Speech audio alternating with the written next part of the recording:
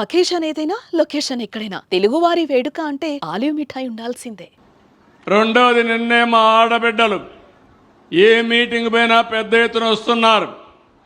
నిన్నే ఏదైతే మీ అందరికీ స్త్రీ శక్తి కింద ఉచిత ప్రయాణ సౌకర్యం ఆర్టీసీలో ఇచ్చిన ఘనత ఈ తెలుగుదేశం ప్రభుత్వం అవునా కాదా అని మా ఆడబిడ్డలు అడుగుతున్నా. ఇప్పుడే నేను ఒక ఇంటికి వెళ్ళాను. ఆవిడతో మాట్లాడితే ఒక చిన్న టీ స్టాల్ పెట్టుకొని టీ అమ్ముకుంటూ ఇద్దరు పిల్లలుంటే ఆడబిడ్డలుంటే పెళ్ళిళ్ళే వాళ్ళు వెళ్ళిపోయారు. అంత మునుపు పోవాలంటే డబ్బులు కావాలి కాబట్టి వెనకడుగేసేది. ఇప్పుడు ఏ ఇబ్బంది లేదు.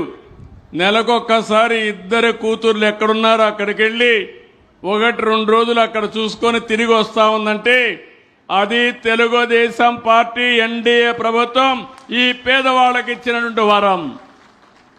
ఒకప్పుడు నేనే దీపం పెట్టాను, వంట గ్యాస్ ఇచ్చాను. ఈరోజు దీపం 2 కింద ప్రతి ఒక్కరికి 3 సిలిండర్లు ఉచితంగా ఇస్తున్నామని చెప్పి కూడా నేను మీకు తెలియజేస్తున్నా. అన్నదాత సుఖీభవ 20,000 రూపాయలు ఇస్తాన్నాం. 20,000 రూపాయలు ఇస్తానని కేంద్రం ఇచ్చే 6,000 కాకుండా 14,000 ఇస్తున్నాం. ఒకప్పుడు మీకు వచ్చేది 7,000 వస్తే దానికి 7,000 కలిపి డబల్ చేసి ఈరోజు అన్నదాత సుఖీభవ ఇచ్చాం. ఇంకో పక్క ఒకప్పుడు సాగునీటిపైన 1 రూపాయి ఖర్చు పెట్టేవాళ్ళు కాదు. ఈరోజు రాయలసీమ మీరందరూ ఒక్క విషయం గుర్తుపెట్టుకోవాల్సిన అవసరం ఉంది. నేను రాయలసీమలో చాలా సమస్యలు చూశాను. రాయలసీమ ఎవ్వరూ బాగు చేయలేరు, ఇది రాళ్ల సీమగా మారిపోతుంది, కరువు సీమగా మారిపోతుందని ఆశలు వదిలిపెట్టిన పరిస్థితి. నేను ముఖ్యమంత్రిగా ఉండేటప్పుడు వస్తే మీరందరూ బాధపడ్డారు. మేము వేరుశెనగ పంటేస్తున్నాం, 10 ఏళ్ళు వేస్తే 2 ఏళ్ళు కూడా రావడం లేదు, 8 ఏళ్ళు ఎండిపోతా ఉంది. కాబట్టి మీరు మాకు కనీసం పెట్టుబడి కోసం ఇన్పుట్ సబ్సిడీ ఇమ్మంటే ఇన్పుట్ సబ్సిడీ ప్రవేశపెట్టా. ఆ రోజుల్లో మీరు చూస్తే కరువు వస్తే నీళ్లు లేకపోతే పశువుల్ని ఇంటి దగ్గర పెట్టుకోలేక ఆ రోజుల్లోనే క్యాంపులు పెట్టి పశువులకు కూడా నీళ్ళ ఆ చెరువు దగ్గర ఇచ్చి గడ్డి కావాలంటే రాయలసీమ నుంచి గడ్డి, ఆంధ్ర నుంచి గడ్డి తీసుకొచ్చి పశువుల్ని కాపాడి మళ్ళీ మీకు పంపించాం. ఒకప్పుడు నేను వస్తా ఉంటే చూసేవాడిని.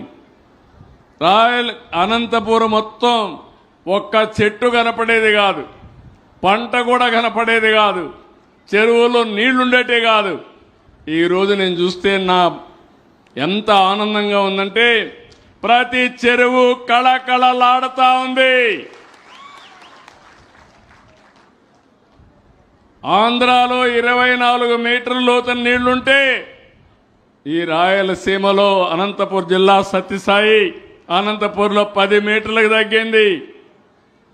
నేను దాంతో తృప్తి పడలేదు. రేపు రాబోయే రోజుల్లో 3 మీటర్లకు తీసుకొస్తాం. ఒకప్పుడు మీరు గుర్తుపెట్టుకోవాలి, నేను ఆ రోజు పంట కుంటలు మాట్లాడాను, ఫామ్ పాండ్స్ గురించి మాట్లాడాను, అడవుల్లో కంటూర్ ట్రెంచులు కొట్టమన్నాను, చెక్ డ్యాములు చేయమన్నాం. అవన్నీ చేసే నన్ను అమాయకుడుగా ఎగతాళి చేసే పరిస్థితికి వచ్చారు. ఈరోజు భూగర్భ జలాలు పెరిగాయి, అడవుల్లో చెట్లు రావడం మొదలుపెట్టాయి.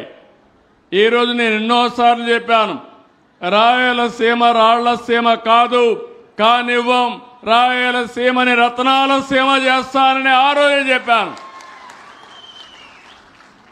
ఆ పట్టుదలతో ముందుకు పోయాం. ఒక పక్క సూపర్ 6 ఇతర సంక్షేమ కార్యక్రమాలు ఇచ్చాం. ఇంకో పక్క సాగునీరు, ఎక్కడికక్కడ రిజర్వాయర్లు, ఇంకో పక్క భూగర్భ జలాలు పెంచడం. మన పెద్దవాళ్ళందరూ దేవాలయాలు కట్టారు. ఈరోజు ఈ ఎన్డీఏ ప్రభుత్వం, తెలుగుదేశం ప్రభుత్వం ఆధునిక దేవాలయాలకు ప్రాధాన్యత ఇస్తున్నాం. మనం ఎప్పుడూ గుర్తుపెట్టుకోవాలి, రాయలసీమకు నీళ్లు ఇవ్వచ్చని మొట్టమొదటిసారిగా ఆలోచించిన వ్యక్తి నందమూరి తారక రామారావు గారని చెప్పి విజ్ఞప్తి చేస్తున్నా. ఆ ఆలోచనను అమలు చేసిన పార్టీ తెలుగుదేశం పార్టీ. హంద్రీ నీవా 6 లక్షల ఎకరాలకు నీళ్లు వస్తున్నాయి. అసాధ్యం అనుకున్నారు, సుసాధ్యం చేశాం. 14, 19, 12 వేల కోట్లు ఖర్చు పెట్టాం. అది ఇక్కడి నుంచి ఒక వ్యక్తి మాట్లాడుతా నా రాయలసీమ అంటాడు. ఏం రాయలసీమ నాకు అర్థం కాదు. నేను కూడా రాయలసీమలో పుట్టా. ఎన్టీఆర్ కూడా ఇక్కడే ఎమ్మెల్యే అయ్యాడు. నిజమైన నాయకులం ఇక్కడ ఈ ప్రాంతం కోసం పనిచేసి కడాన పులివెందలకు నీళ్లు ఇవ్వలేకపోతే ఇప్పుడే ప్రసాద్ గారు చెప్పినట్టు మొన్న మనం వచ్చిన తర్వాత పులివెందలకు నీళ్లు ఇచ్చాం. ఇక్కడ గొడ్డలి, పులివెందల్లో రక్తపాతం. ఇక్కడ అందరి నీవా పులివెందలకు నీళ్లు ఇచ్చే పరిస్థితి. అప్పుడే మా తమ్ముళ్ళు యురేనియా ఉరేసుకొని, ఎక్కడ ఇది పులివెందల. ఓకే తమ్ముళ్ళు, నాకు అర్థమైంది. దాని మీద చాలా పోరాటాలు చేశాం. ఆ రోజు స్వాగతం పలికి దాన్ని తీసుకొచ్చి పెట్టించిన వ్యక్తులను అడగాలి మీరంతా పులివెందల్లో. ఓకే, నేను మాట్లాడతాను తమ్ముడు, తప్పకుండా నేను మాట్లాడుతా. ఏం చేయాలి చేద్దాం. కూర్చోండి. ఇప్పుడు యురేనియం ప్లాంట్ ఉంది. నేను మీకు తీసుకొచ్చింది గూగుల్ ప్లాంట్ తీసుకొచ్చా. ఇంకో కియా మోటార్లు తీసుకొచ్చా. వీళ్ళు తీసుకొచ్చింది యురేనియం ప్లాంట్ తీసుకొచ్చి ఆ ప్రాంతంలో అలజడి సృష్టిస్తూ వాళ్ళ జీవితాలతో ఆడుకునే పరిస్థితికి వచ్చారు. ఇది వాళ్ళు చేసిన పని అని చెప్పి నేను మీకు తెలియజేస్తున్నా. ఇలాంటివన్నీ మనం చూసినప్పుడు చాలా బాధేస్తుంది. ఇప్పుడు మీరు గుర్తుపెట్టుకోవాల్సింది, నిన్న మొన్న మీరు చూశారు, నేను ముఖ్యమంత్రి అవుతానే, మళ్ళీ 4వసారి ముఖ్యమంత్రి అవుతానే 4,000 కోట్ల రూపాయలతో 100 రోజుల్లో అంద్రీ నీవా కాలువ వెడల్పు చేసి లైనింగ్ చేసి చివరి వరకు నీళ్లు తీసుకుపోవడానికి ప్రయత్నం చేశాం. అనంతపూర్ జిల్లా ఒకటే హామీ ఇస్తున్నా, ప్రతి ఎకరాకు నీళ్లు ఇస్తాం, ప్రతి ఒక్క చెరువు నింపుతాం. మీ జీవితాల్లో వెలుగు తీసుకొచ్చే బాధ్యత ఈ ప్రభుత్వాన్ని. ఎన్ని సాధ్యం అవుతున్నాయంటే, ఒక పక్క సుపరిపాలన, ఇంకో పక్క సంక్షేమ కార్యక్రమాలు ఫుల్గా ముందుకు తీసుకుపోవడం, ఇంకో పక్క మీరు చూస్తే అభివృద్ధి పైన ధ్యాస పెట్టడం. మనకుండే నమ్మకంతో ప్రపంచంలో వ్యక్తులు కూడా ఇక్కడికి వచ్చే పరిస్థితికి వచ్చారు. ఈరోజు మీరు చూస్తే గూగుల్ వచ్చింది. నేను చెప్పాను ఇప్పటికీ 15 బిలియన్లు అంటే 1,40,000 కోట్లు. ఇలాంటి పెద్ద పెద్ద కంపెనీలు వస్తున్నాయి. ఇంకో పక్క రాయలసీమలో కూడా పెద్ద ఎత్తున మీరు చూస్తే